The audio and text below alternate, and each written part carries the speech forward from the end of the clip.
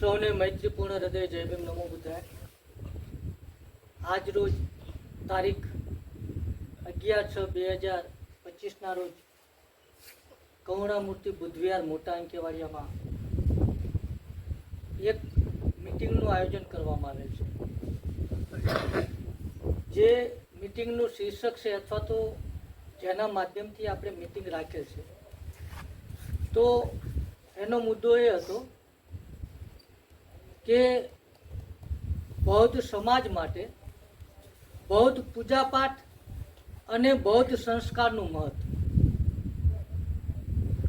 તો અહીં આ મિટિંગમાં પધારેલ તમામે તમામ બૌદ્ધ ઉપાસકો, ભીમ સૈનિકો તેમજ સુરેન્દ્રનગરથી પધારેલા મૂળજીભાઈ જીકે સાહેબ તેમજ ધાંગધ્રાથી પધારેલા માનવતા બુદ્ધવિહારના સંચાલક મેઘ સાહેબ, ખાંભડાથી પધારેલા સમ્રાટ બુદ્ધવિહારના સંસ્થાપક સમ્રાટ સાહેબ દેવરાજ, તેમજ ગુજરવતીથી પધારેલા બાબા બુદ્ધવિહારના સંચાલક હીરાલાલ આંબેડકર, તેમજ નારીચાણાથી પધારેલા બૌદ્ધ ઉપાસકો, તેમજ ગુજરવતીથી અન્ય જે લોકો એમની સાથે પધારેલા છે તે, તેમજ બુરી ઘનશ્યામપુર એટલે કે નવલગઢથી પધારેલ મહેશ, અને અહીં આ ગામના તમામ યુવાનો અને વડીલોને હું મૈત્રીપૂર્ણ હૃદય જય ભીમ નમો બુદ્ધાય કહું. મહામાનવ બોધિસત્વ સિમ્બોલ ઓફ નોલેજ ડૉક્ટર બાબા સાહેબે એક વાક્ય કહેલું કે સૌથી મોટામાં મોટી માનવ સેવા જો કોઈ હોય તો એ બૌદ્ધ ધર્મનો પ્રચાર અને પ્રસાર છે. આ મિટિંગનું આયોજન કરવાનો મુખ્ય ઉદ્દેશ તો એ જ છે કે બાબા સાહેબ જ્યારે કોઈ વાક્ય કહેતા હોય, જ્યારે કોઈ કથન કહેતા હોય, જ્યારે કોઈ સ્ટેટમેન્ટ આપતા હોય, તો જગતમાં જેને સિમ્બોલ ઓફ નોલેજ કહેવામાં આવે છે, એ મહામાનવ જ્યારે કોઈ એક વાક્ય બોલતા હોય તો એનું જીવનમાં ખૂબ જ મહત્ત્વ રહેલું હોય છે. તો ડૉક્ટર બાબા સાહેબે કહેલું કે સૌથી મોટામાં મોટી માનવ સેવા જો કોઈ હોય તો એ બૌદ્ધ ધર્મનો પ્રચાર પ્રસાર છે. પછી એમણે પોતાના જીવનના અંતિમ દિવસોમાં ન માત્ર ભારતને પરંતુ જગતને એક મહાન ગ્રંથ ભેટ આપેલો, જેનું નામ છે the Buddha and his Dhamma, એટલે કે તથાગત ગૌતમ બુદ્ધ અને તેમનો ધર્મ. અને એના મુખપૃષ્ઠમાં ડૉક્ટર બાબા સાહેબ આંબેડકર લખે છે કે સામાજિક ઉત્થાન માટે અનેક સાધનોની જરૂર પડે, એમાં કયું સાધન પહેલું વાપરવું કે કયું સાધન પછી વાપરવું એનો ક્રમ કાયમ એક સરખો રાખી શકાય નહીં. ક્યારેક સંગઠનની જરૂર પડે, ક્યારેક સંઘર્ષની જરૂર પડે, ક્યારેક પૈસાની જરૂર પડે, ક્યારેક શિક્ષણની જરૂર પડે. આમ છતાં જો ક્રમ આપવાનો જ હોય તો ધર્મ પરિવર્તન એ પ્રથમ પગથિયું, એટલે કે બૌદ્ધ ધર્મની દીક્ષા લેવી એ પ્રથમ પગથિયું છે, એવું ડૉક્ટર બાબા સાહેબે કહ્યું. સાથે સાથે એમણે જે પોતાના ગુરુ મહાચંદ્રમણિ થેરો પાસેથી 14મી ઓક્ટોબર 1956ના રોજ જે દિવસે હૃદય પરિવર્તન થતા સમ્રાટ અશોકે બૌદ્ધ ધર્મ અંગીકાર કરેલો, એ જ દિવસે એટલે કે દશેરાના દિવસે ડૉક્ટર બાબા સાહેબે બૌદ્ધ ધર્મ દીક્ષા અંગીકાર કરેલો. અને એ દિવસે તારીખ હતી 14મી ઓક્ટોબર 1956, અને નાગપુર મુકામે પોતે બૌદ્ધ ધર્મની દીક્ષા લે છે અને 5 લાખ કરતાં વધુ લોકોને બૌદ્ધ ધર્મની દીક્ષા આપે છે, અને એમણે જગતમાં એક મહાન ક્રાંતિ કરી. ભારત અને ભારત સિવાયના અન્ય દેશોમાં સમયે સમયે માનવતાને જ્યારે પણ જોખમ ઊભું થયું છે, એટલે કે અમાનવીય વિચારસરણીએ જ્યારે માનવતા ઉપર કબજો કરેલો, ત્યારે માનવતાવાદી લોકોએ એની સામે બંધ પોકારેલો, અને એ વખતે અમાનવીય વિચારસરણી અને માનવતાના સિદ્ધાંતની વિચારસરણી આ બંને વચ્ચે ટકરાવ થાય છે, અને ભારત અને વિશ્વના તમામે તમામ દેશોમાં આ બે ટકરાવ વચ્ચે જે કંઈ ઘર્ષણ થાય છે, એટલે કે માનવતાવાદને સૈદ્ધાંતિક રીતે પ્રસ્થાપિત કરવા માટે જે સંઘર્ષ થાય છે એને ક્રાંતિ કહેવામાં આવે છે. અને જગતના જેટલા પણ દેશોમાં ક્રાંતિ થઈ, તમે પછી કાર્લ માર્ક્સની ક્રાંતિ હોય તો ભલે, ફ્રાન્સની ક્રાંતિ હોય તો ભલે, કે યુરોપની ક્રાંતિ હોય તો ભલે, એમાં લોહીની નદીઓ વહે છે. અનેક લોકોના ખૂન થયા છે, પરંતુ મહામાનવ, બોધિસત્વ, સિમ્બોલ ઓફ નોલેજ, શોષિતો, પીડિતો, વંચિતો અને મહિલાઓના ઉદ્ધારક, ભારતીય સંવિધાનના નિર્માતા ડૉક્ટર બાબા સાહેબે એક પણ ટીપું લોહીનું વહેવડાવ્યા વગર જગતમાં એક મહાન ક્રાંતિ કરી, જેને ધમ ક્રાંતિ કહેવાય, અને 14મી ઓક્ટોબર 1956ના રોજ કરી. અને એટલા માટે ક્રાંતિ કહેવામાં આવે છે. એ માત્ર ધાર્મિક ચળવળ છે એવું તો આપણું માનવું છે.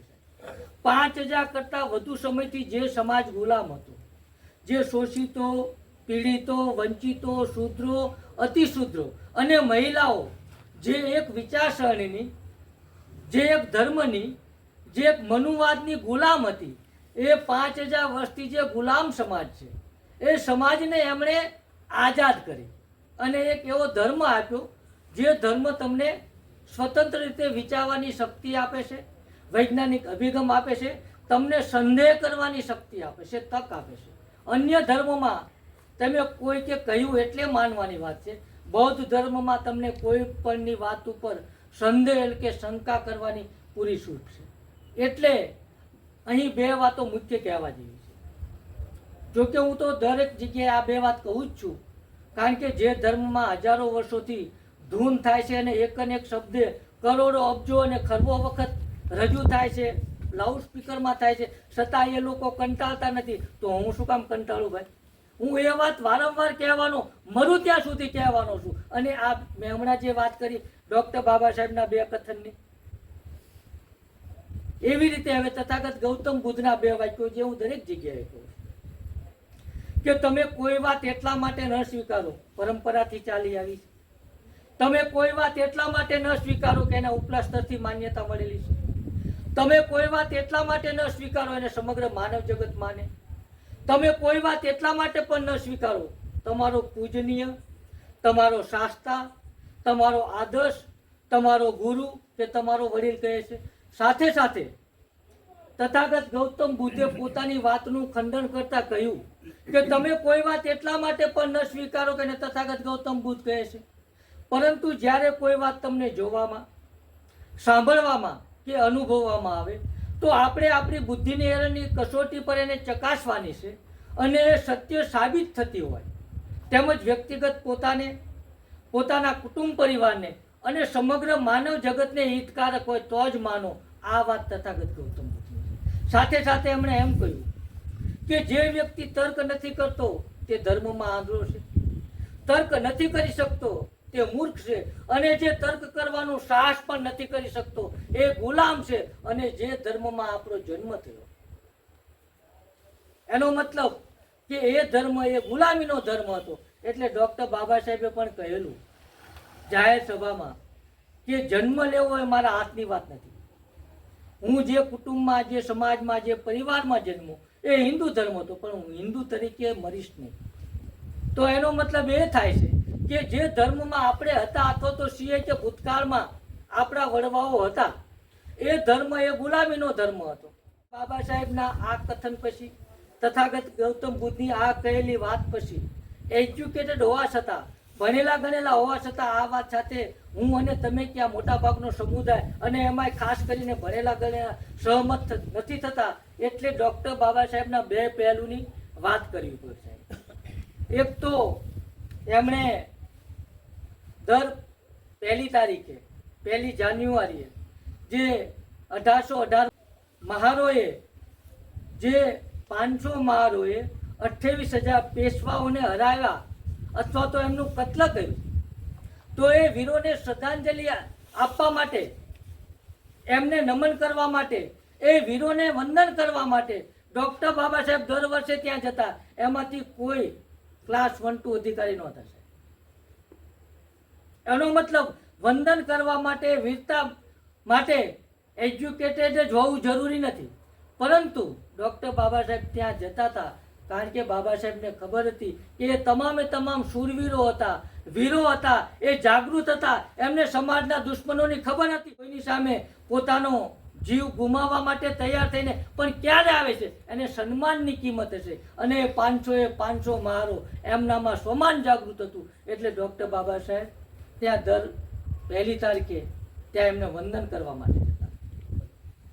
એ વીરોની શહાદતને યાદ કરવા માટે જતા અને આ ભારત દેશમાં વસતા શોષિતો, પીડિતો, વંચિતોના સ્વમાનને જાગૃત કરવા માટે જતા સાહેબ. અને એમના બીજા પહેલુંની વાત કરું, એમને જ્યારે કાકા સાહેબ કાલેલકર પંચ મળવા આવે છે અને કહે છે ડૉક્ટર બાબા સાહેબને કે બાબા સાહેબ, તમે આ શોષિતો, પીડિતો, વંચિતો અને આ દેશમાં વસતા હજારો વર્ષોથી જે ગુલામ સમાજ છે, મહિલાઓ છે, એના માટે તમે તમારું સંપૂર્ણ જીવન સમર્પિત કર્યું. એટલું નહીં, તમે તમારા વાલ છોયા 4 સંતાનો પણ કુરબાન કર્યા. તો આ સમાજને તમે શું સંદેશો આપવા માંગો છો, અથવા તો આ સમાજ વિશે તમે શું કહેવા માંગો છો? ત્યારે ડૉક્ટર બાબા સાહેબ કહે છે કે હું આ સમાજમાંથી મહાન વ્યક્તિ બને, મહાન વ્યક્તિ પેદા થાય એવું જોવા ઈચ્છું છું. એટલે એ પંચના લોકોને ખબર ન પડી કે બાબા સાહેબ તમે શું કહેવા માંગો છો. ત્યાં ડૉક્ટર બાબા સાહેબ કહે છે કે હું આ સમાજ, જે સમાજ પાસે રહેવા માટે સારા ઘર નથી, પહેરવા માટે પૂરતા કપડાં નથી, બીમાર થાય તો દવા માટે પૈસા નથી અને શિક્ષણ નથી, એ સમાજમાં હું ડૉક્ટર, એન્જિનિયર અને વકીલ જોવા ઈચ્છું છું. અને એ વાત પછી, આ વાત પછી માત્ર 3 કે 4 વર્ષ પછી ડૉક્ટર બાબા સાહેબ જાહેર સભામાં એવું કહે છે કે મને મારા ભણેલા ગણેલા સમાજે દગો દીધો. એમને એક બાજુ એમ કે આ સમાજમાં હું ડૉક્ટર, એન્જિનિયર અને વકીલ જોવા ઈચ્છું છું, અને એ પછી 3-4 વર્ષ પછી ડૉક્ટર બાબા સાહેબ જાહેર સભામાં સ્ટેટમેન્ટ આપે છે કે મને મારી ભણેલી ગણેલી સમાજે દગો દીધો. બાબા સાહેબે શિક્ષિત સમાજ વિશે નથી કીધું સાહેબ. એક ભેદરેખા છે જે સમજવા જેવી છે. સાક્ષર અને શિક્ષિતમાં ફેર છે. એટલે ડૉક્ટર બાબા સાહેબ એ વખતે સ્ટેટમેન્ટ આપે છે કે મને મારી ભણેલી ગણેલી સમાજે દગો દીધો.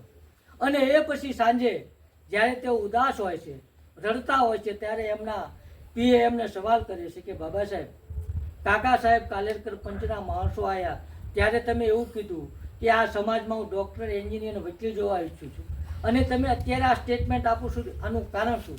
ત્યારે બાબા સાહેબ સ્પષ્ટપણે કહે છે કે હું એવું ઈચ્છતો હતો કે આ સમાજમાંથી ભણેલા ગણેલા લોકો સમાજનું નેતૃત્વ કરશે અને એમને કાયમી ગુલામીમાંથી મુક્તિ અપાવશે, એમનામાં સ્વાભિમાન જગાવશે. પણ દુઃખ એ વાતનું છે કે ભણ્યા ગણ્યા પછી નોકરી લઈ અને પેટ્યું રડીને માત્ર પોતાનું અને પોતાના કુટુંબ પરિવારનું ગુજરાન ચલાવે છે. આ વાતથી તેઓ દુઃખી હતા.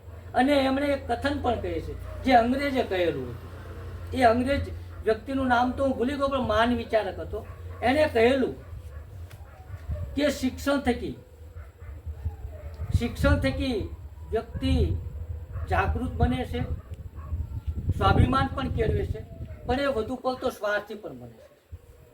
અને એ શિક્ષણ થકી પોતાના હક અને અધિકાર મેળવતો થાય છે, પરંતુ શિક્ષણ લીધા પછી વ્યક્તિ પોતાના કર્તવ્યથી સભાન ભાગ્ય જ બને છે. અને આ વાસ્તવિકતા. શિક્ષણ લીધા પછી હક અને અધિકાર માટે તો આપણે લડીએ છીએ, પણ આપણું કર્તવ્ય શું છે એ આપણને ધમ શીખવાડે છે. આપણી ફરજ શું છે? આ સમાજ માટે, જે કુટુંબમાં હું જન્મ્યો છું, જે સમાજમાં હું જન્મ્યો છું, જે દેશમાં હું જન્મ્યો છું, એ સમાજ અને એ કુટુંબ, એ શોષિતો, પીડિતો, વંચિતો પ્રત્યે મારું શું કર્તવ્ય છે, એ જો શિક્ષણ આપણને શીખવતું હોત ને તો સાહેબ ડૉક્ટર બાબા સાહેબને બૌદ્ધ ધર્મની વાત કહેવાની ફરજ ન પડી. અને ડૉક્ટર બાબા સાહેબે જે બૌદ્ધ ધર્મ સ્વીકાર્યો, તે બૌદ્ધ ધર્મ એ ધર્મ નથી. અન્ય ધર્મોમાં જે ધર્મની વાત છે, અથવા તો અન્ય ધર્મના ધર્મદાતાઓએ પોતાના પુસ્તકોમાં કે પોતાના સમયે પોતાના પ્રવચનોમાં જે વાત કહેલી હતી અને એમના અનુયાયીએ એ વાતને સમજીને પોતાની બુદ્ધિ ક્ષમતા પ્રમાણે પછી લોકો વચ્ચે વાત મૂકી. એ વાત અને તથાગત ગૌતમ બુદ્ધે કહેલી વાતમાં જમીન આસમાનનો ફેર છે. કારણ કે તથાગત ગૌતમ બુદ્ધ ધર્મની વ્યાખ્યા સ્પષ્ટપણે કરે છે, અને એ વાત doctor Baba Saheb the Buddha and is ધમ્મામાં ધર્મ એટલે શું એની સ્પષ્ટ વ્યાખ્યા કરે છે. કારણ કે ડૉક્ટર બાબા સાહેબે ભારતના નહીં પરંતુ જગતભરના જેટલા પણ ધર્મો છે એ તમામે તમામ ધર્મોના પુસ્તકનો 5 વર્ષ સુધી અભ્યાસ કર્યો છે, અને હજારોની સંખ્યામાં પુસ્તકો હતા. પણ એમણે કોઈ પણ જગ્યાએ ધર્મ એટલે શું એવું સ્પષ્ટ ક્યાંય દેખાણું નહીં. પરંતુ તથાગત ગૌતમ બુદ્ધની વાતમાં એમને ધર્મ એટલે શું એ સ્પષ્ટ સમજાણું અને એમણે પોતાના એ મહાન ગ્રંથ જે જગતને ભેટ આપેલો છે એમાં સ્પષ્ટપણે ધર્મની વ્યાખ્યા કરતા કહેલું કે ધર્મ એટલે સદાચાર. એક જ વાક્યમાં જવાબ. ધર્મ એટલે શું કે ધર્મ એટલે સદાચાર, એક વ્યક્તિનો બીજા વ્યક્તિ પ્રત્યેનો ઉચ્ચ પ્રકારનો માનવતા ભર્યો કરુણા સભર વ્યવહાર એટલે ધર્મ એટલે શું કે ધર્મ એટલે સત્ય. ધર્મ એટલે શું? ધર્મ એટલે કે નૈતિકતા. અન્ય ધર્મોમાં જે સ્થાન ઈશ્વરનું છે એ જ સ્થાન બૌદ્ધ ધર્મમાં નીતિમત્તાનું છે અને અન્ય ધર્મોમાં ઈશ્વર કેન્દ્ર સ્થાને છે, બૌદ્ધ ધર્મમાં માનવ કેન્દ્ર સ્થાને. આ મૂળભૂત ભેદ છે. સાથે સાથે ડૉક્ટર બાબા સાહેબે કીધું કે ધર્મને તમે 4 બાબતોથી, જે તથાગત ગૌતમ બુદ્ધની જ વાત હતી, કારણ કે ડૉક્ટર બાબા સાહેબ જ્યારે સંવિધાન સુપ્રત કરી સંસદને જ્યારે બહાર આવે છે ત્યારે પત્રકાર ડૉક્ટર બાબા સાહેબને સવાલ કરે છે કે બાબા સાહેબ એવું સાંભળ્યું છે કે તમે જે ભારતને વિશ્વનું અજોડ અદ્વિતીય મોટું અને માનવતાવાદી જે સંવિધાન ભેટ આપેલું છે, તો તમે એ વિચારો ફ્રાન્સની ક્રાંતિમાંથી લીધેલા છે. અને ત્યારે ડૉક્ટર બાબા સાહેબ સ્પષ્ટપણે એને જવાબ આપે છે પત્રકારને કે મેં જે ભારતીય સંવિધાનમાં જે પણ વિચારો આપેલા છે, જે પણ કાયદા બનાવેલા છે અને અથવા તો માનવને જે પણ હક્કો અને અધિકાર આપેલા છે એ મેં મારા ગુરુ, મારા શાસ્ત્રા, મારા આદર્શ તથાગત ગૌતમના બુદ્ધના વિચારોમાંથી લીધેલા છે. એનો મતલબ કે જે ભારતીય બંધારણમાં અમુકમાં લખેલું છે સ્વતંત્રતા, સમાનતા અને બંધુતા, એ તથાગત ગૌતમ બુદ્ધની વાત. અને એ વાતની સાથે સાથે ડૉક્ટર બાબા સાહેબ અને તથાગત ગૌતમ બુદ્ધ ધર્મને 4 બાબતથી ચકાસવાની વાત કરે છે. કારણ કે ધર્મની વાત જો આપણે કરવાની જ હોય અથવા તો કોઈને કહેવાની જ હોય અથવા તો સમજવાની જ હોય તો ધર્મ એટલે શું અને એને કઈ રીતે ચકાસી શકાય એ તમામે તમામ બાબતો તથાગત ગૌતમ બુદ્ધે સ્પષ્ટપણે અને સરળ ભાષામાં, એટલે તો એ પાલી ભાષા કહેવાય, તો બુદ્ધ એવી મીઠી વાણીમાં કહેતા, એટલે પ્રાકૃતિક વાણીને પણ લોકોએ પાળી અને એ વાતને પોતાની રીતે પોતાના સમાજ અને કુટુંબમાં કહી, એટલે પાલી ભાષા કહેવાય. એટલે એમણે 4 બાબતની વાત સ્પષ્ટપણે કહે છે ધર્મની, કે જે ધર્મ સ્વતંત્રતા, સમાનતા અને બંધુતાને પ્રાધાન્ય આપતો હોય તો એને ધર્મની વાત કહી શકાય. પહેલી બાબત. જે વિચાર સ્વતંત્રતા, સમાનતા અને બંધુતાને પ્રાધાન્ય આપતો હોય તો કહી શકાય કે ધર્મની વાત છે.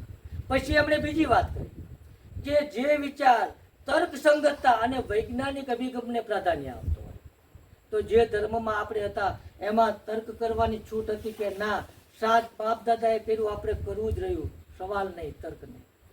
માતાજીના નવેજ કરો એનો મને વાંધો નથી, હું તો માત્ર બુદ્ધની વાત સાથે સરખામણી, કમ્પેરિઝન કરું છું. અને બાબા સાહેબે માટે જ ધર્મ આપ્યો છે. એમણે કીધું કે જે વિચાર તર્કસંગતતા અને વૈજ્ઞાનિક અભિગમને પ્રાધાન્ય આપતો હોય એને ધર્મનો વિચાર કહી શકાય. પછી એમણે ત્રીજી બાબત કીધી કે જે વિચાર, આ વાત કદાચ મને અને તમને ન પણ ગમે, જે વિચાર ઈશ્વર અને આત્માને નકારતો હોય, આત્મા અને ઈશ્વર સાથે જે વાત મેળ ન ખાતી હોય એટલે સમજી લેવાની એ તથાગત ગૌતમ બુદ્ધની વાત છે અને ધર્મની વાત. અને સૌથી મહત્વની, વર્તમાન સમયમાં જેની પાછળ આખી દુનિયા છે અને ભૂતકાળમાં પણ હતી અને જેના કારણે હું અને તમે ગુલામ બન્યા, એ મુખ્ય બાબત તથાગત ગૌતમ બુદ્ધે કીધી કે ધર્મનો વિચાર એ ક્યારેય ગરીબીને પ્રાધાન્ય આપતો હોવો જોઈએ. કારણ કે ગરીબીમાં વ્યક્તિ પોતે પોતાના કુટુંબનું ભરણ પોષણ પણ માંડ કરી શકતો હોય તો એ ધર્મ કઈ રીતે ચલાવી શકે. અને એ જ વાત ડૉક્ટર બાબા સાહેબે પણ કહેલી કે ગરીબ તરીકે જન્મ લેવો એ ગુનો નથી. બની શકે કે મારા કે તમારા માતા પિતા ગરીબ હોય, બની શકે આપણો જન્મ એ ગરીબ કુટુંબમાં થયો હોય, એ પરિસ્થિતિ એવી હોય, એમને કોઈ તક ન મળી હોય, એ વિચારસરણી હતી જેણે આ સમાજમાં શોષિતો, પીડિતો અને વંચિતોને ગુલામ કરતા, પશુ કરતા પણ બદતર માન્યા હોય. એટલે બની શકે કે આપણા માતા પિતા ગરીબ હોય અને આપણે ગરીબ તરીકે જન્મ લીધો હોય તો એ કાંઈ ગુનો નથી. પણ ડૉક્ટર બાબા સાહેબે કીધું કે હવે તો મેં તમને સંવિધાન આપ્યું છે, તમારા માટે તમામ વિકાસના દરવાજા ખોલ્યા છે, આર્થિકતાના તમામે તમામ, ધાર્મિકતાના તમામે તમામ દરવાજા ખોલ્યા છે. અને જો તમે ગરીબ તરીકે મળશો ને તો એ ગુનો છે. એ જ વાત તથાગત ગૌતમ બુદ્ધની. એટલે ડોક્ટર બાબા સાહેબનું જે ભારતીય સંવિધાન વર્તમાન જે આધુનિક આવૃત્તિ કહી શકાય તો એ તથાગત ગૌતમ બુદ્ધની ધમ્મપદની વાત, એ ત્રિપિટકની વાત અને ડોક્ટર બાબા સાહેબનું ભારતીય સંવિધાન આપણે માની લઈએ કે બંને એક જ છે. માત્ર સમય પ્રમાણે શબ્દોમાં કદાચ પરિવર્તન થયું હોય, ભાવના અને લાગણી, એના વિચાર, માન સન્માનમાં કોઈ ફેરફાર નથી. તો અહીં શિક્ષણ થકી ડોક્ટર બાબા સાહેબે જે શિક્ષણ મેળવ્યા પછી આપણને ઉત્તમ સંવિધાન તો ભેટ આપેલું, પણ આમ છતાં એમણે 1952માં પૂનામાં એક વકીલોની મિટિંગ કરી અને એ મિટિંગ વખતે એમણે કહેલું, મને એવું લાગે છે, કારણ કે એમને ભારતીય માનસિકતા, આપણા લોકો અને સવર્ણ અને મનુવાદીઓની માનસિકતાને સારી પેઠે સમજતા હતા, એટલે એમણે કહેલું 1952માં વકીલોની મિટિંગ બોલાવીને કે ભારતીય સંવિધાન જે આપેલું છે અથવા તો ભારતીય લોકતંત્ર બહુ લાંબો સમય ટકી શકશે નહીં. એ વખતે એમણે કહેલું અને વકીલોની મિટિંગમાં કહેલું. અને એ વખતે તથાગત ગૌતમ બુદ્ધનો જો ધર્મ હશે ને તો તમને આ સંવિધાન જેટલું મદદ કરશે. એટલે પોતાના જીવનમાં ડોક્ટર બાબા સાહેબે જે 3 ગુરુઓ કરેલા, સૌ પ્રથમ તથાગત ગૌતમ બુદ્ધ, એ પછી એમણે બીજા ગુરુ કર્યા જેને એમ આદર્શ કહે છે, એ સંત કબીર, અને એ પછી એમણે વૈચારિક ક્રાંતિના પિતામહ જ્યોતિબા ફૂલેને ત્રીજા ગુરુ કર્યા. તો તથાગત ગૌતમ બુદ્ધે કહેલું કે you are your own master and you makes your future. તું અને માત્ર તું જ તારો માલિક છે, તું અને માત્ર તું જ તારો ભાગ્ય વિધાતા છે. એનો મતલબ તથાગત ગૌતમ બુદ્ધના મત મુજબ આ જગતમાં જન્મ લેનાર દરેકે દરેક મનુષ્ય બુદ્ધ બનવાની ક્ષમતા ધરાવે છે. એક નહીં, આ જગતમાં જન્મ લેનાર દરેકે દરેક માનવ એ બુદ્ધ બનવાની ક્ષમતા ધરાવે છે. પોતાની સમકક્ષ જે વ્યક્તિ, જે વાત, જે વિચાર તમને લઈ શકે એ વાતને બુદ્ધની વાત કહી શકાય. પછી એમણે બીજા ગુરુ કરેલા સંત કબીર, તો એમણે કીધું કે બड़े भये तो क्या भया, जैसे पेड़ खजूर, पंछी को छाया नहीं, ફળ લાગે અતિ દૂર. એ મોટા થવાનો શું ફાયદો? જેમ ખજૂરનું ઝાડ હોય, ખજૂર ખાઈઓ પણ આપણે ત્યાં પહોંચાઈ ન શકી, અને પંછીને સાયો પણ નથી આપી શકતો. એ ખજૂર બનવાને, એ મોટા આઈએસ અધિકારી બન્યા પછી જો ખજૂર જેવા બને તો સંત કબીરની દ્રષ્ટિએ એની કોઈ કિંમત નથી.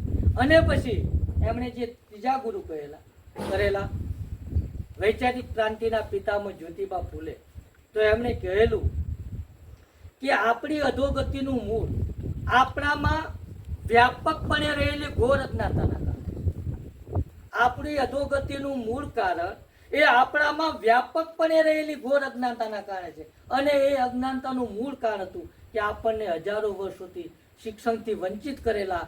અને એ જ્યોતિબા ફૂલેનું હમણાં ફિલ્મ આવેલું, પરંતુ જ્યારે રાણી વિક્ટોરિયાના પૌત્ર પૂનામાં આવે છે ત્યારે જ્યોતિબા ફૂલે વિદ્યાર્થીઓની એક રેલી કાઢી અને એની સામે જાય છે.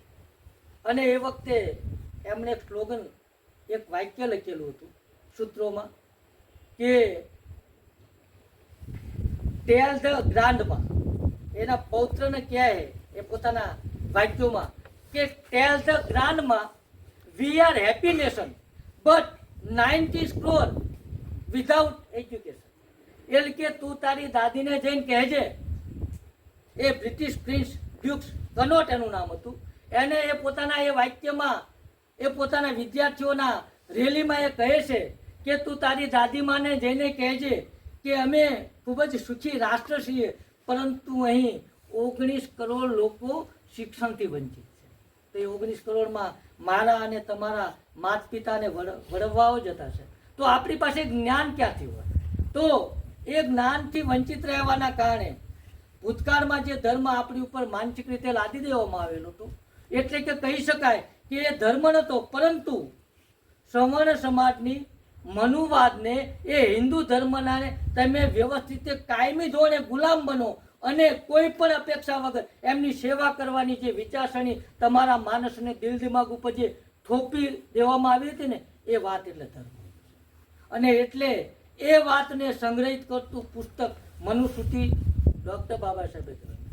તો અહીં વાત તો આપણે 2 કલાક કરી શકીએ, પણ મૂળ મુદ્દો અત્યારે હું એ વાત કહેવા માટે ખાસ કરીને મેં આજે આ મિટિંગનું આયોજન કર્યું છે કે આમ તો મૂળજીભાઈ ચરાડીવાળા જેઓ કર્મચારી છે રિટાયર્ડ, તેમજ જીકે ચૌહાણ સાહેબ, તેઓ લગભગ હું ઓળખું છું એમને 20-25 વર્ષ કરતાં વધુ સમયથી, અને ડૉક્ટર બાબા સાહેબના મિશન સાથે તેઓ 20-25 વર્ષ મારી કરતાં પહેલાં પણ જોડાયેલા હતા, અને ખૂબ જ આ મિશનને એમણે આર્થિક રીતે સહયોગ કરેલો છે, બૌદ્ધિક રીતે પણ સહયોગ કરેલો છે. તો 1 મહિના પહેલાં મેં એમની પાસે એક વાત મૂકી મૂળજીભાઈ પાસે કે ડૉક્ટર બાબા સાહેબે જ્યારે ધર્મની વાત કરી, પ્રચાર પ્રસારની વાત કરી, તો આડા દિવસોમાં તો મારી અને તમારી પાસે સમય ન હોય કે જેથી આપણે ધર્મની, કારણ કે આપણે એટલા બધા આર્થિક સદ્ધર નથી, અને કદાચ હોય અને એ કરતા તો આપણને ખબર નથી, પરંતુ જે લોકોને હું ઓળખું છું અથવા તો જે સમુદાયમાં મારો ઉછેર થયો છે એ મોટાભાગે મજૂર વર્ગ છે અથવા તો કર્મચારી બહુ ઝાઝા નથી. તો 1 કરતાં વધુ જગ્યાએ તથાગત ગૌતમ બુદ્ધની વાતને લઈને આડા દિવસોમાં આપણે ચાલી ન શકીએ, પરંતુ હવે તથાગત ગૌતમ બુદ્ધને માનનારની સંખ્યામાં વધારો થઈ રહ્યો છે. ડૉક્ટર બાબા સાહેબના અનુયાયી પણ ડૉક્ટર બાબા સાહેબે બતાવેલા માર્ગ પર ધમ્મક્રાંતિ, જે ડૉક્ટર બાબા સાહેબનો ધમ્મક્રાંતિ રથ છે, એને આગળ વધારવા માટે પોતાના ઘરે આવતા તમામે તમામ સારા કે નરસા પ્રસંગો, પછી એ ગભમંગલ હોય તો ભલે, એ નામકરણ હોય તો ભલે, એ વિજારંભ હોય તો ભલે, કે મંગલ પરિણય હોય તો ભલે, કે મૃત્યુ મંગલ હોય તો ભલે, કોઈ પણ આ પોતાના ઘરે આવતા પ્રસંગોએ હવે એ લોકો હિન્દુ ધર્મને બદલે બૌદ્ધ પરંપરા મુજબ બૌદ્ધ પૂજાપાઠ અને સંસ્કાર કરવા માટે પ્રયત્નો કરી રહ્યા છે. અને એક દિવસે 1 કરતાં વધુ જગ્યાએ જો આવા પૂજાપાઠ કે આવા પ્રસંગો હોય તો હું એક કે વેદ ગોવર્ધન રાય કે જીકે ચૌહાણ સાહેબ કે દીપ મેઘ સાહેબ એક હોય તો આ આપણી કામ ચાલી શકે નહીં. તો 1 કરતાં વધુ જો આપણે આ બૌદ્ધ સંસ્કાર અને બૌદ્ધ પૂજાપાઠ કરનાર વ્યક્તિઓ, બૌદ્ધ ઉપાસકો કે બૌદ્ધ જે વિહારો ચલાવે છે એના સંસ્થાપકો અથવા તો ડૉક્ટર બાબા સાહેબને માનનારા લોકો, પરંતુ શરત એ છે કે એણે બૌદ્ધ ધર્મ સ્વીકારેલો હોવો જોઈએ. સાહેબ, જે લોકોએ બૌદ્ધ ધર્મ સ્વીકારેલો હોય અને જેણે બૌદ્ધ પૂજાપાઠ અને બૌદ્ધ સંસ્કાર કરવા માટેનો જેને શોખ હોય, અંદરથી આનંદ હોય, ઉત્સાહ હોય, અને ડૉક્ટર બાબા સાહેબના રથને આગળ વધારવાના જેને પોતાને સંકલ્પ કર્યો હોય, તો એ લોકોને હું કઈ રીતે બૌદ્ધ પૂજાપાઠ કરવા, બૌદ્ધ સંસ્કાર પાઠ કરવા, એ તમને જ્યારે તમે મને કહો તો તમારે ઘેર આવું અને સમજાવું. અને એ બુક છે સૂત સંગ્રહ, બૌદ્ધ સૂત સંગ્રહ, એ હું તમને હમણાં બતાવવાનો છું. એમાં તમામે તમામ વિધિ વિધાનો કઈ રીતે થાય એ લખેલું છે. અને આમ છતાં તમને ખબર ન પડે તો તમે જ્યારે કોઈ આવે, તમને આમંત્રણ આપે, તો તમારે મને કહેવાનું, તમને એક દિવસ તમારી સાથે આવી અને શીખવી, અથવા તો આ પછીના ગમે ત્યારે પૂનમે ફરીવાર તમે મને કહેજો, જે લોકોને ઈચ્છા હોય તો એમને વ્યવસ્થિત બધું શીખવી. એટલું નહીં મુરજીભાઈ, તમારી વાત હવે મૂકું પહેલી, બરોબર ને, તમારી અનુમતિ માંગી. તો અહીં મુરજીભાઈએ એક એવા સૌજન્ય આપણને દાતા મળ્યા છે કે જે લોકો ઈચ્છતા હોય કે મારે બૌદ્ધ પૂજાપાઠ અને બૌદ્ધ સંસ્કાર અન્ય જગ્યાએ એ વિધિ વિધાનો કરવા માટે જવાનું છે, તો મુરજીભાઈ બી સોલંકી જેવો ચરાણીને છે તેઓએ કહેલું કે જે લોકો ડૉક્ટર બાબા સાહેબના આ ક્રાંતિરથને આગળ વધારવા માટે બૌદ્ધ પૂજાપાઠ અને બૌદ્ધ સંસ્કાર પાઠ કરવા માટે જેમને જવાનું હોય તો એને હું 1 જોડી કપડાં સિલાઈ સાથે આપવાનું. એટલે 2 કે 4 વ્યક્તિ હમણાં આપણે છૂટા પડી ત્યારે મને નામ લખાવીને જજો, તો એ પ્રમાણે પછી તમે મને માપ મોકલાવી દેજો, અથવા તો એમને કાપડ આપશે તો જે એ રીતે આપણે કંઈક એડજસ્ટ કરશું અને એ રીતે તમને એક સફેદ સૂટ આપવામાં આવશે. સાથે સાથે ડૉક્ટર બાબા સાહેબ એમણે જોયું કે બૌદ્ધ ધર્મ શા માટે અને હિન્દુ ધર્મ શું કામ છે, તો એની સ્પષ્ટતા કરેલી છે. કારણ કે એમને કોઈ વાત ડૉક્ટર બાબા સાહેબ જેવા મહાન વ્યક્તિ કરતા જ ન હોય, તો એમણે સૌ પ્રથમ જ્યારે બૌદ્ધ દીક્ષા અંગીકાર કરી એ વખતે એમના 4 મુખ્ય બાબતો હતી, અથવા તો કહી શકાય કે એવી બાબતો હતી જે વર્તમાન સમયમાં પણ આપણને દિશા પૂરી પાડે છે. તો એમાં સૌ પ્રથમ એમણે હિન્દુ ધર્મનો ત્યાગ શા માટે કર્યો, સવાલ થાય ને આપણને. ડૉક્ટર બાબા સાહેબે એ વખતે એમણે સવાલોનો જવાબ આપેલા છે કે હિન્દુ ધર્મનો ત્યાગ શા માટે. તો ડૉક્ટર બાબા સાહેબે કહેલું કે મેં જે યાતનાઓ વેઠી છે, મેં જે દુઃખો વેઠવા છે, મારી સમાજે જે યાતનાઓ વેઠી છે, મારા સમાજે જે દુઃખો અપમાનો સહન કર્યા છે, તો એ તમામે તમામ અપમાનો યાતનાઓનું જો મૂળ કારણ હોય તો એ ધર્મ હતો, જેને હિન્દુ ધર્મ કહેવામાં આવે છે, અને જેમાં માનવને માનવ તરીકે નહીં પરંતુ પશુ કરતાં પણ બદતર માનવામાં આવે છે.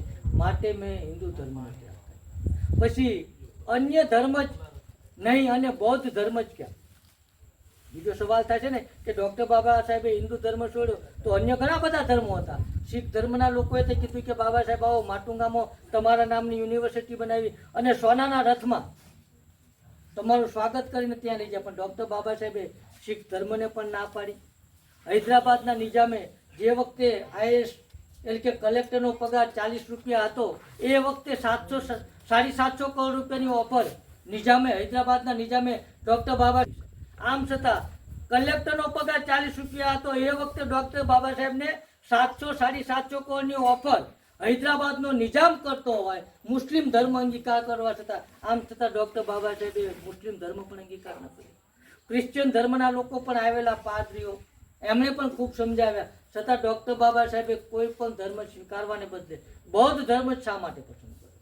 ત્યારે ડૉક્ટર બાબા સાહેબ એનો પણ ખુલાસો કરે કે હિન્દુ ધર્મમાં કૃષ્ણ એ પોતાને ઈશ્વર માને છે અને કહે છે કે હું કહું એ પ્રમાણે તમારે વર્તવાનું. બીજું કે હિન્દુ ધર્મ એ અસમાનતાની દિવાલો ઉપર ઉભેલો મહેલ. ત્રીજું કે હિન્દુ ધર્મમાં માનવને માનવ તરીકે સવર્ણ જાતિના કે ઉચ્ચ વર્ગના લોકો માનતા નથી.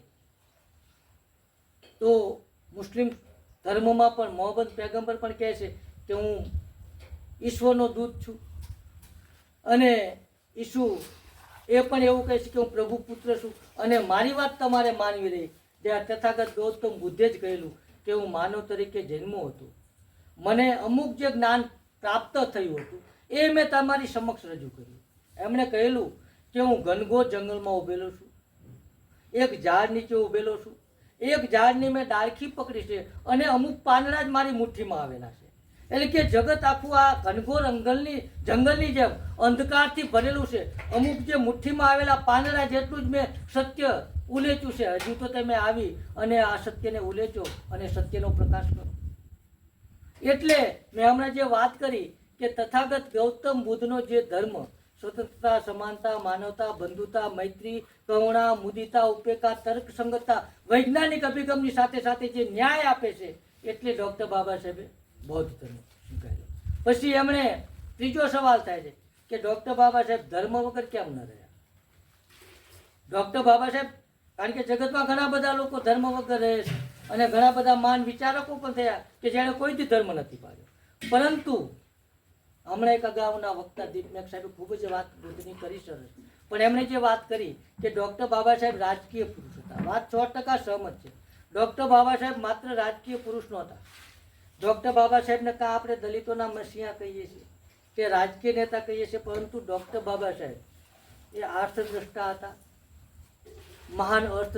એ તો આપણે જો ડૉક્ટર બાબા સાહેબની ઇકોનોમિકની બાબતો સમજ્યા નથી, લોકોને સમજાવી જ નથી. બાકી બાબા સાહેબ ભારતના સંવિધાનના રચયિતા થયા પહેલા જ્યારે પ્રોબ્લેમ ઓફ રૂપી નામનો નિબંધ જ્યારે વિદ્યાર્થી જીવનમાં હતા અને એમણે જે લખેલો અને સમગ્ર વિશ્વમાં જેનો સૂર્ય મધ્યાહને તપતો હતો, એ અંગ્રેજોની અર્થનીતિની ટીકા કરી હતી અને જગતમાં એ વખતે મહાન અર્થશાસ્ત્રી તરીકે ડૉક્ટર બાબા સાહેબ રજૂ થયેલા. ભારતમાં તો પછી આપણને ખબર પડી.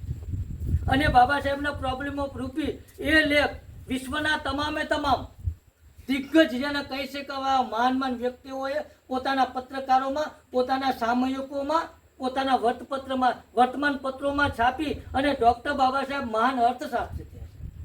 એમણે ડૉક્ટર ઓફ ઓલ સાયન્સ એવી એક ડિગ્રી છે સાહેબ, જે 8 વર્ષમાં જ માણસો પૂરી કરે, 2 વર્ષ અને 3 મહિનામાં પૂરી કરી. એમણે મહાન સમાજ સેવક હતા. તો એમણે જગતમાં કહી શકાય સાહેબ, કદાચ આ વાત સાથે આમ જનતા સહમત ન થાય કારણ કે આપણી દ્રષ્ટિ નથી સાહેબ, એ આપણે વાંચ્યું નથી, મેં પણ નથી વાંચ્યું. ડૉક્ટર બાબા સાહેબ જેવા ધાર્મિક પુરુષ તથાગત ગૌતમ બુદ્ધ પછી આ જગતમાં પેદા નથી. જો એવું ન હોત તો ત્રીજી જે ધર્મ સંગતિ શ્રીલંકામાં મળે છે સાહેબ, તો એમાં તમામે તમામ વિશ્વના બૌદ્ધ ધર્મના બંતેગણ બેઠા હોય છે અને માત્ર એક જ છૂટબૂટ અને ટાઈમાં, જેને આધુનિક બંતે કહી શકાય, છૂટબૂટ ટાઈમાં ડૉક્ટર બાબા સાહેબને આમંત્રણ આપવામાં આવે છે. એનો મતલબ કે તમામે તમામ જે બંતે હતા એની વચ્ચે પણ જ્યારે એક છૂટબૂટ ટાઈમમાં ડૉક્ટર બાબા સાહેબ બેસી શકતા હોય તો એમનામાં આધ્યાત્મિકતાના, ધાર્મિકતાના ગુણો કેટલા હશે? આપણે વિચારવું રહ્યું ને તો બાબા સાહેબને આપણે ધાર્મિક રીતે પણ વાંચવા પડશે, આર્થિક રીતે પણ એમને શું નીતિ અપનાવી અથવા તો અર્થ બાબતમાં એમણે શું કહેલું એ પણ આપણે વાંચવું પડશે. સાયન્સની બાબતો એમની વાંચવી પડશે, સમાજ સેવાની એમને બાબતો વાંચવી પડશે, અને રાજકારણ કઈ રીતે કરી શકાય એ તથાગત ગૌતમ બુદ્ધે પણ એ વખતે કીધું. ગૌતમ બુદ્ધનો ધર્મ એ માત્ર પૂજા પાઠની વાત નથી કરતો સાહેબ. પૂજા પાઠ તો આ લોકો વચ્ચે જવા માટેની વાત છે, વિચાર રજૂ કરવાની વાત છે. આ વિધિ વિધાનોનો અર્થમાં છે જ ને, એ હું હમણાં કહું છું આગળ.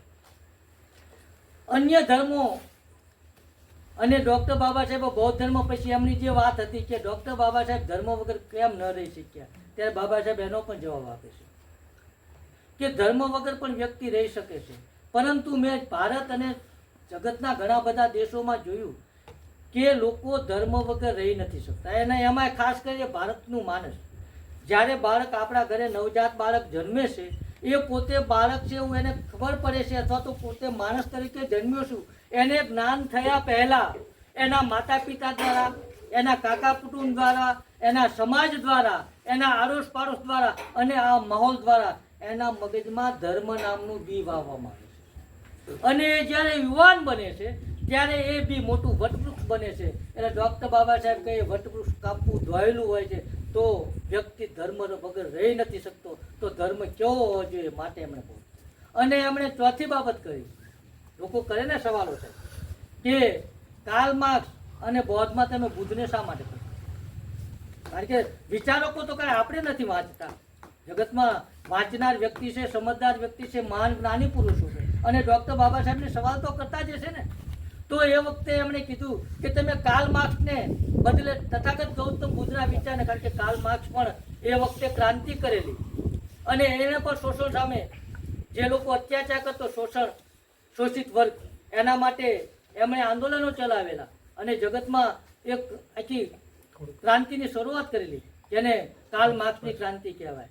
પણ ડૉક્ટર બાબા સાહેબે જોયું કે કાર્લ માર્ક્સ પણ જે શોષણ કરતા હતા એનો વિરોધ કરતા હતા, અને જે શોષિત લોકો હતા એને સમર્થન કરતા હતા, અને કાર્લ માર્ક્સની વાત સાથે હું સહમત હતો.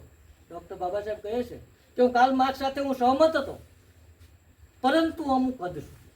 કારણ કે કાર્લ માર્ક્સ એવું માનતા હતા કે તમે દબાણપૂર્વક પણ જે આ ખાનગીકરણ છે એ દરેક સરકારી તમે કરી નાખો, દબાણપૂર્વક કોઈની પાસે જે જાજુ છે એને જૂટવીને પણ તમે ગરીબોને આપો.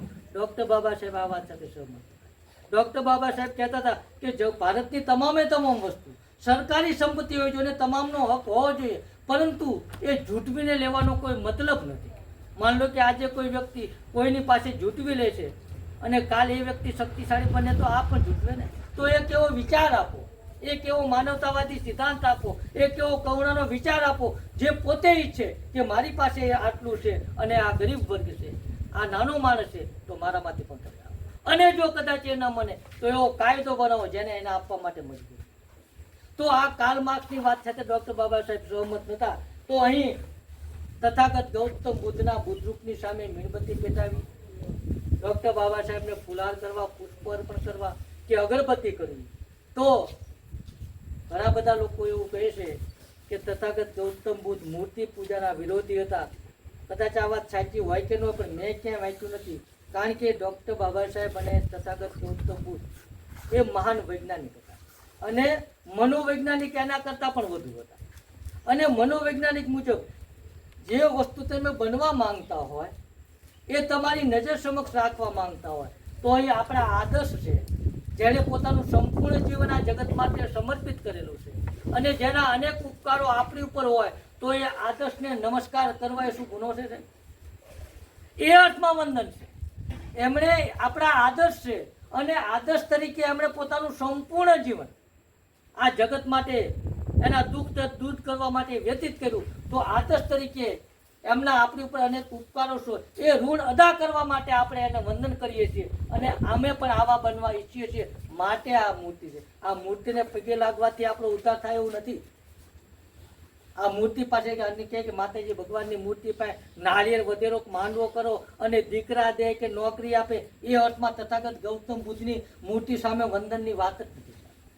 એ આપણા આદર્શ છે, જેણે પોતાનું સંપૂર્ણ જીવન માનવ જગત માટે વ્યતીત કર્યું અને એમના અનેક આપણી ઉપર ઉપકારો હોવાના કારણે આપણે એના ઋણી છીએ અને ઋણ અદા કરવા માટે એ આદર્શને આપણે વંદન કરીએ છીએ. એ અર્થમાં વંદન. બીજી વાત, પુષ્પ એ અનિત્યતાનું પ્રતીક છે.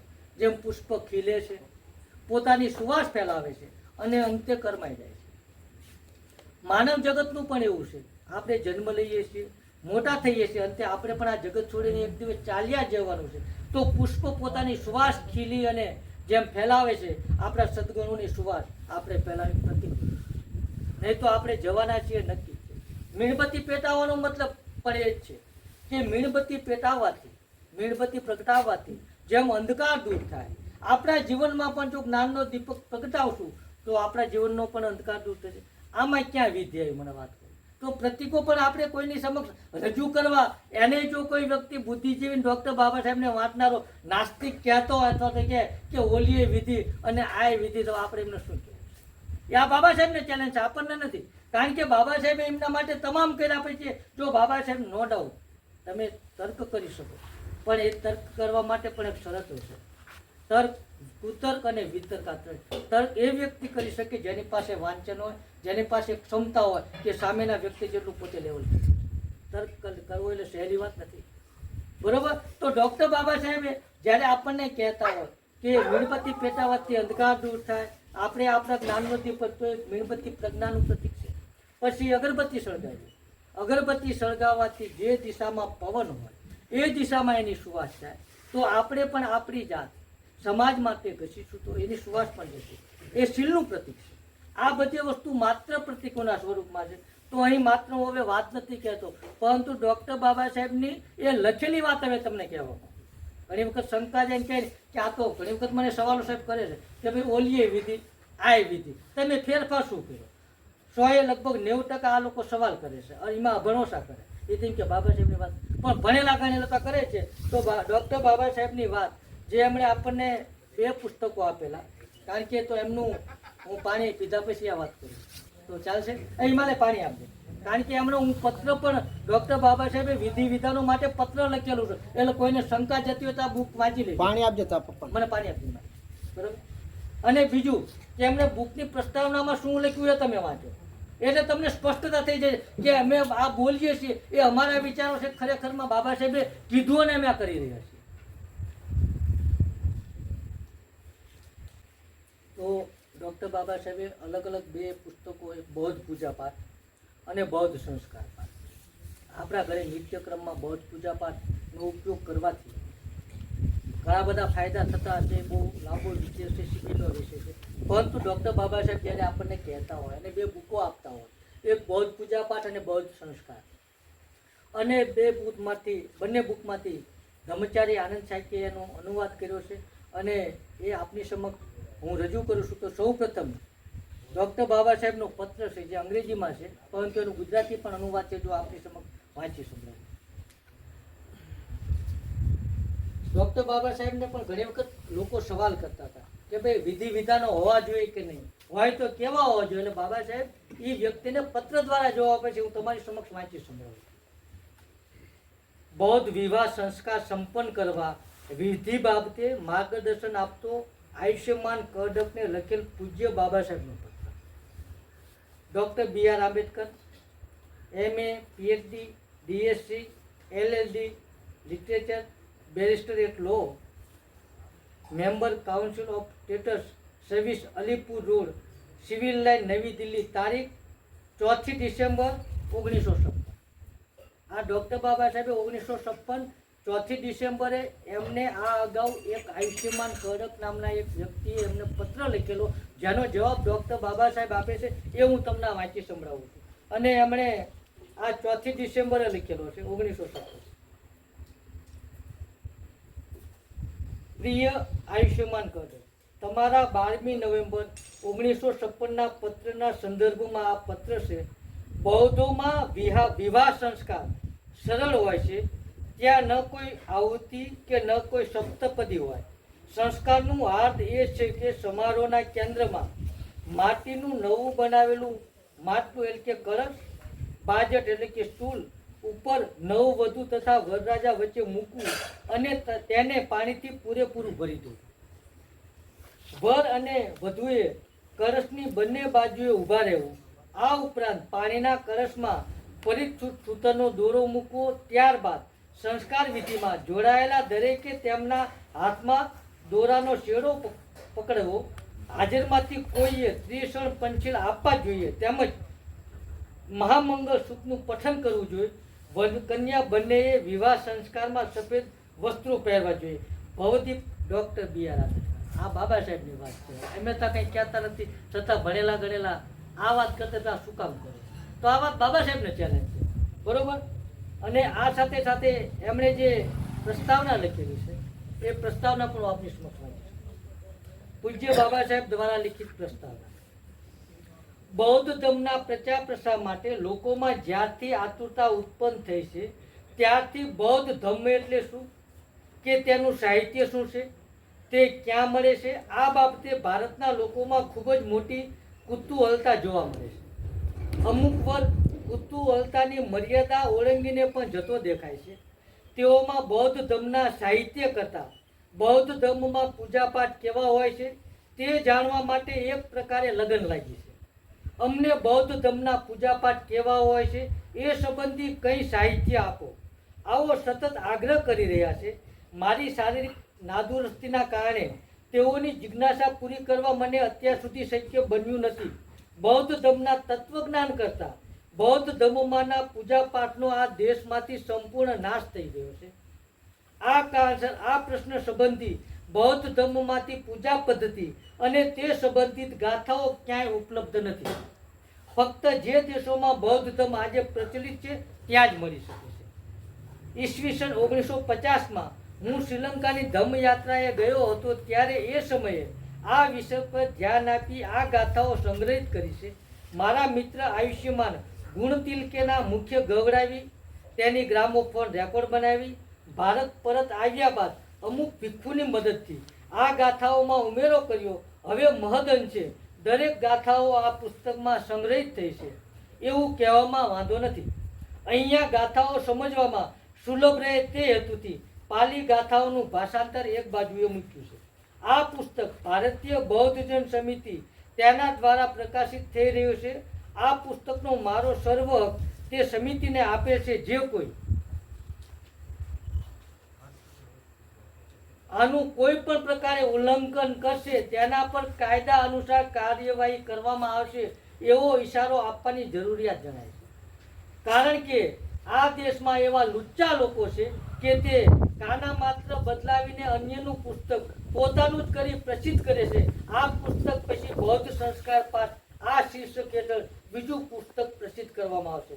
ડૉક્ટર ભીમરાવ રામજી આંબેડકર. હવે આમાં જો કોઈને શંકા હોય કે સવાલ હોય કે કોઈને જાણવું હોય અથવા તો આ પરંપરા આગળ વધારવા માટે વિધિ વિધાનો શીખવા હોય તો તમે કોઈ પણ સમયે મારો મોબાઈલ નંબર તો લગભગ બધા